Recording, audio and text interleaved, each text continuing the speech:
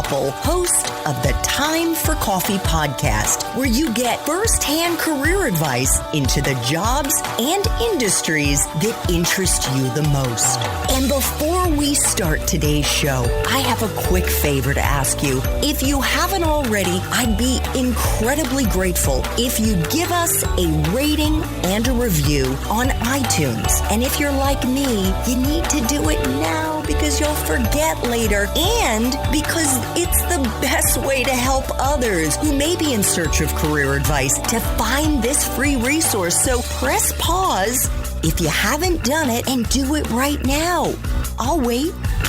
Thanks so much and enjoy today's show. Hey there, Java Junkies. Welcome to another K-Cup mini episode of Time for Coffee. By the way, K-Cups come in 3 sizes, single, double, and triple shots, or roughly 1 minute, 5 minutes, or 10 minutes in length. So if you don't have time to throw back an entire caffeinated career conversation, these K-Cup mini episodes of T4C can give you a quick caffeinated fix, whether you're on the go or you only have a few minutes to binge. So grab your mug and take a chug, because it's time for a caffeinated career triple shot K-Cup with my guest, David Kotowski. So, David, I want our listeners to know that you and I first got to know one another a couple of months back through your weekly show on SBN, the speaker series. And I was fortunate enough to be a guest on it. And what I thought would be kind of fun for us to do, David, is to begin our caffeinated chat today by flashing back a few years to when you were in school, when you were an undergrad, because so much of what you have achieved over the years came about because of the incredible success that you had as a student athlete who received the Thomas Watson Jr. Scholarship. Can you share with our listeners what that scholarship is, how you got it, and we'll go from there? Sure. Well, the Thomas Watson Scholarship is one of the most prestigious scholarships that Brown offers. It's academic only. The Ivy League doesn't offer any athletic scholarships, so it's academic only. And I was very lucky. I had actually originally committed to attend West Point to play football and to play lacrosse at West Point. And I went on my last recruiting trip to Brown, and I absolutely fell in love with the school. And I fell in love with the people. It was the team that was staying with my recruiting trip and meeting a bunch of people. There were a bunch of people. I'm originally from Long Island. There are a lot of Long Islanders on the team. And it was just a great fit for me. And so I made my decision that I was going to switch. And I come from a very blue collar family. My mom raised 6 kids on her own. And when I called her from the Providence train station to tell her about my trip and that I was heading home, she asked me how it was. And I said, it was great. And I said, Mom, I'm going to go to Brown. And she famously said back to me, Brown, it doesn't even sound like a good school. She had no idea. She wanted me to go to West Point. And when I came home that night and I made it back home on the train from Providence, my mom was getting ready for work. She worked the 11 to 7 shift at night and she was in tears. And I said, what's the matter? And she said, West Point was free to us and you were going to go to college for free. I don't have any money to send you to Brown. So I don't know what we're going to do. And I said, well, we'll figure it out. And I sat there and came up with a game plan. My game plan that I came up with was I was going to take a year off from school and I was going to work for a year and take a gap year and just work, and whatever money I made would go to education. So I reached out to my coach at the time to talk to him about my situation that we couldn't afford Brown. And he said, well, what about financial aid? And I didn't even know what financial aid was. No one in my family had ever gone to college. So we had no idea. So we applied for financial aid. I ended up winning the Watson Scholarship. And with that, I wrote him a 2-page handwritten thank you note to thank him for the scholarship because this was dramatically going to change my life. And that 2-page thank you note created a lifelong relationship that I had with Mr. Watson until he died. He wanted to meet me. So he met me at Brown. He was on the board of trustees for Brown.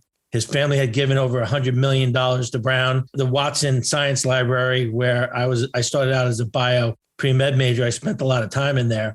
And this was the type of person. Thomas Watson Jr. was the CEO and chairman of IBM at the time. And this is who had given me my scholarship.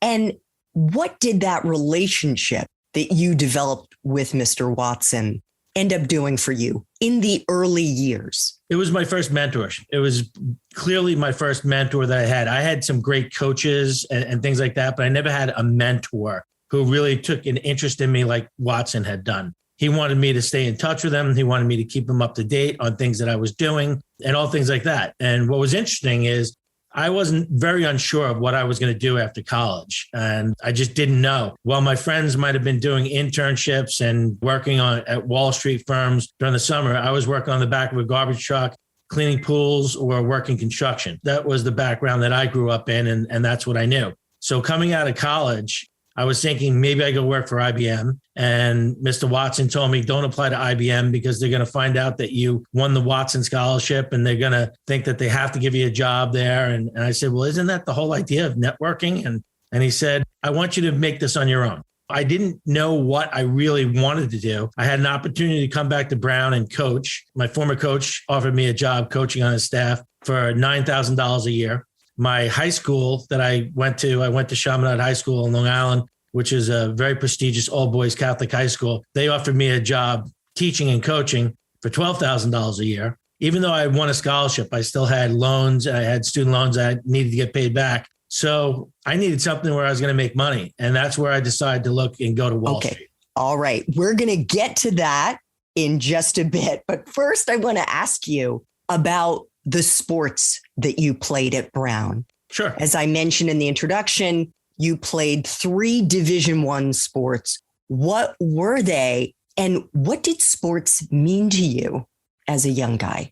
Sports were everything. I grew up I had a very tough upbringing. Grew up in a very abusive family situation. My dad moved out when I was 7. So sports and school were my places that was my only place that I would want to be. I didn't want to be in my house. I wanted to be either on the field or in a classroom. And those are the 2 constants that I always had. I was always a really good student and I was always really good in sports. So sports were just a crucial part of my life and part of my upbringing. It was where I got to release all the energy that I had built up. I got to showcase what I was able to do on the field, and I got to showcase what I was able to do in the classroom. So when I was thinking about colleges, I knew that I wanted to play 2 sports. I knew I wanted to play football. I knew I wanted to play lacrosse. Lacrosse was my number 1 sport. I had been recruited for both at Brown, and I was excited to come there and play 2 sports. And then my freshman year, they had some injuries at the upper weights in wrestling. And that's why I wrestled in high school with the upper weight classes, heavyweight and things like that. So they asked me to come out for the wrestling team. My freshman year, I went and I was just a practice player on the team, never competed in any matches. I just practiced with the team. And then sophomore year, I was a full member of the team and ended up wrestling and played 3 sports. Did you ever think, maybe even in the lacrosse, which you said was your best sport, that you'd go into the pros? No, because back then there weren't really, the pro lacrosse was a small league. We really didn't think about it. The better league that everyone was playing in there was a post-collegiate league where they had teams that were sponsored by different organizations, and you played to a national championship. So all of the best players were playing in that league until professional lacrosse was created, and then there were leagues to play in. So I never really had aspirations of playing professional lacrosse, but I ended up playing in both the indoor and outdoor professional leagues. I played for the New York Saints in the indoor professional lacrosse, and I played for the Bridgeport Barrage in outdoor. Oh, fantastic. Dave, what do you think are the lesser known windfalls of playing collegiate sports, whether it's Division 1, 2, 3, or even club sports? You know what? I'm glad you mentioned club sports, because the kids who play club sports, they're just as dedicated as the kids who are playing Division 1. You might not have all of the things that you have to do for Division 1, the weight room and things like that, but those kids are just as dedicated. So I'm glad you mentioned them. But the things that you learn in sports, whether it's on the wrestling mat, on the lacrosse field, or on the football field, or the hockey rink, it doesn't matter. It's part of that team dynamic that you learn at an early stage. How to be a team player, how to be coachable, how to be on time, how to be resilient. All of the things that you learn on those respective fields are things that you're going to take into your life, and they're going to encompass everything you do, especially in business. And it's that competitive fire where you want to win, you want to score that goal, you want to make a great play. Well, it's those same things that you want to do in the corporate environment. Thanks for tuning in to this K-Cup mini episode of Time for Coffee. If you want to listen to our entire caffeinated career conversation, please check out the show notes for this episode. Thanks so much for listening to this latest episode of T4C. And if you're interested in learning more about my coaching services for confused college students and recent grads, feel free to check out the Time for Coffee website under the coaching tab at time4coffee.org or text me at 202-236-5712. That's 202-236-5712.